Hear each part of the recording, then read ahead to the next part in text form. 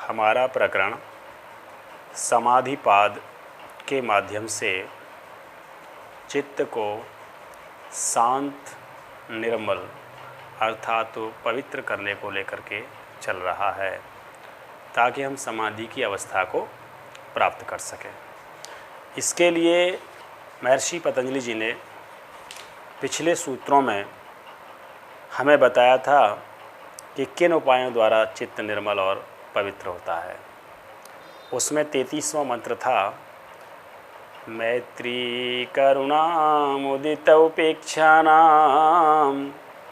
सुख दुख पुण्य पुण्य विषयानाम भावना चित्त प्रसादनम। अर्थात मैत्री, करुणा, मुदित और उपेक्षा। इसका मतलब यह है कि सुखी व्यक्तियों के साथ मैत्री करना, दुखी व्यक्तियों में करुणा का भाव व्यक्त करना और पुण्यवान व्यक्तियों के साथ प्रसन्नता का भाव व्यक्त करना, जबकि पापी व्यक्तियों के साथ उपेक्षा का भाव रखना। ऐसा करने से चित्त प्रसन्न और शांत हो जाता है। ये समाधि के मार्ग में जो व्यवधान आते हैं उन्हें रोकने के लिए होता है। ये सब ऐसा समाहित चित्त वाले साधनशील पुरुषों के लिए है, लेकिन जिनके चित्त में कुछ अपेक्षाकृत ज़्यादा चंचलता है, विकार हैं, जिनके शरीर में मल आदि की मात्रा अधिक है, उनके लिए भी समाधान का उपाय भगवान ने बताया है। 34वें मंत्र में उन्होंने बताया है कि प्रच्छर्दन विधारणाभ्याम वा प्राणस्य। प्रच्छर्दन विधारणाभ्याम अर्थात नासिका द्वारा सांस को बाहर फेंकना और बाहर ही बनाए रखना। प्रच्छर्दन कहते हैं सांस को बाहर फेंकना, और विधारणा बाहर ही बनाए रखना। ये एक तरह का बाह्य प्राणायाम और कपालभाति प्राणायाम है, जिसको प्राय हम लोग प्राणायाम की साधना में करते हैं।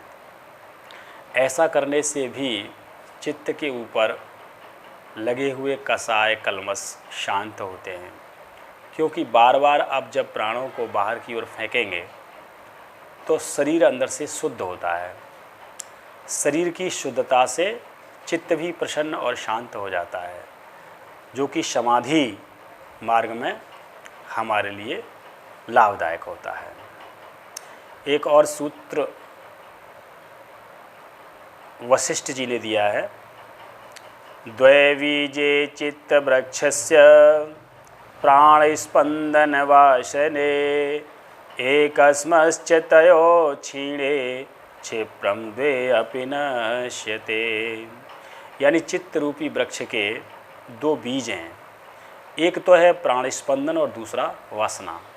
यानी चित्त में दो प्रकार की क्रियाएं हमेशा होती रहती हैं।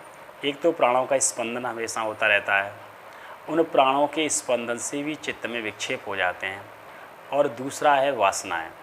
हमारे चित्त में अनादि जन्मों की वासनाएं चित्रित होती हैं, उन वासनाओं की वजह से भी चित्त शांत नहीं रह पाता है। चित्त को बाह्य रूप से मन कह देते हैं। तो इन दोनों को ही ये एक तरह से क्या है, योग 6 में है। योग कहते हैं अप्राप्ति को प्राप्त करना, और क्षेम कहते हैं जो प्राप्त किया है उसकी रक्षा करना।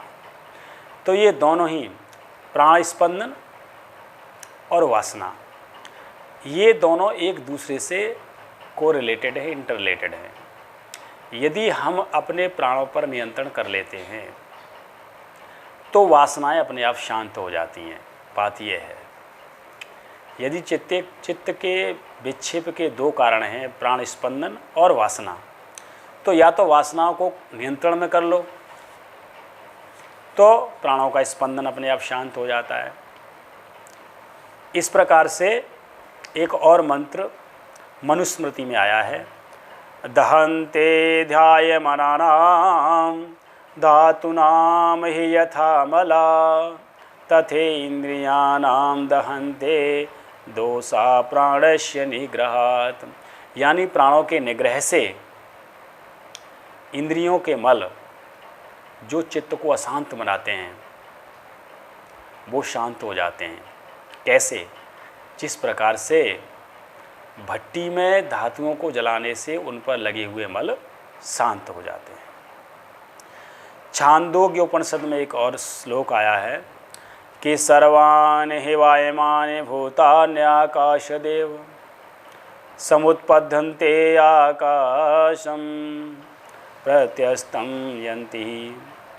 ये सारे भूत आकाश में ही उत्पन्न होते हैं और आकाश में ही लीन हो जाते हैं। सर्वाणि हि वायमानि भूतानि प्राणामेवा विशन्ति प्राणामभिजिहन्ति। प्राण अर्थात वायु कहाँ से उत्पन्न होता है? आकाश से। और प्राणों से ही संसार के प्राणी उत्पन्न होते हैं। इस जीव जगत में पृथ्वी पर आकाश से उत्पन्न होता है वायु और वायु से प्राण उत्पन्न होते हैं। तो यदि हम आकाश क्षेत्र में अपने भीतर हृदय आकाश में ध्यान लगाते हैं तो भी प्राणों पर नियंत्रण हो जाता है और प्राणों पर नियंत्रण से ही चित्त शांत होता है। आगे हम प्राणों को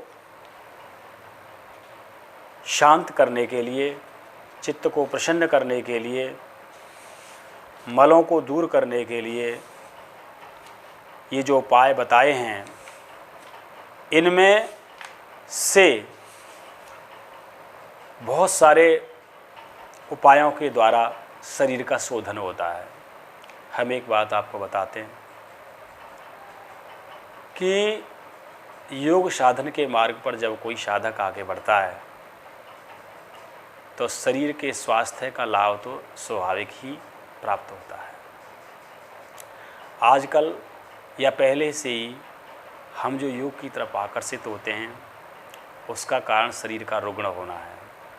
शरीर को रोगों से बचाने के लिए हम योग मार्ग पर चलने के लिए तैयार होते हैं, लेकिन इसमें विशेष लाभ ये है कि शरीर के रोगों के साथ साथ चित्त के मल भी शांत होते हैं और हमारी आत्मा पर लगे हुए कसाय कलमश अनादि जन्मों के विक्षेप भी शांत होते हैं और धीरे धीरे व्यक्ति आत्मस्थिति को प्राप्त करता है और इस प्रकार से वह योग के माध्यम से परमात्मा को प्राप्त करने का प्रयास करता है।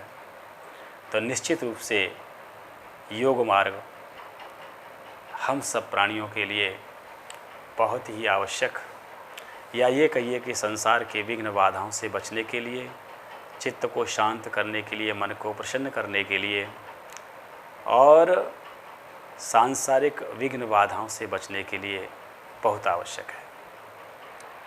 ओम